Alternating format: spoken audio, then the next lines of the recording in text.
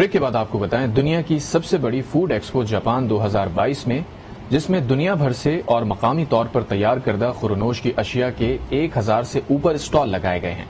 मजीद जानते हैं आज न्यूज़ के नुमाइंदे राशिद समद खान से। जी, हम इस वक्त मौजूद हैं जापान की बल्कि दुनिया की सबसे बड़ी फूड एक्सपो जापान 2022 में, जिसमें दुनिया भर से और मकामी तौर पर तैयार करदा खुर्दनोश की अशिया के 1000 से ऊपर स्टॉल लगाए गए हैं।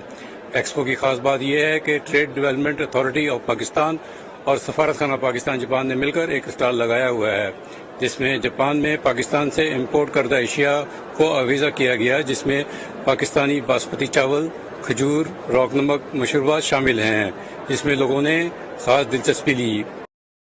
आमों का सीजन शुरू होने को जा रहा है, अभी से जापानी कंपनियां इंतजार में नजर आती हैं। वक्त हमारे साथ पाकिस्तान सफारत खाना के ट्रेड एंड इन्वेस्टमेंट काउंसलर जनाब ताहिर हबीब चीमा है।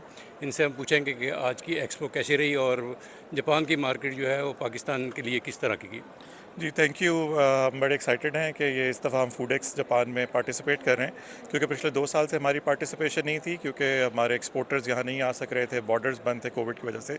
लेकिन हमने सोचा कि जगह खाली नहीं छोड़नी चाहिए, तो इस दफ़ा सफारत खाने और टीडैप की तरफ से हमने ये पेविलियन यहाँ सेटल किया है और बहुत ज़्यादा ट्रैफिक है जापानीज़ बायर्स की हमारे पेविलियन पे। पिछले 1-2 साल में हमने थोड़ी सी स्ट्रैटेजी अपनी चेंज की कि हम जो कि कन्वेंशनली हम टेक्सटाइल और लेदर के ऊपर फोकस करते थे, हमने एग्रीकल्चर और फूड आइटम्स पे फोकस करना शुरू किया।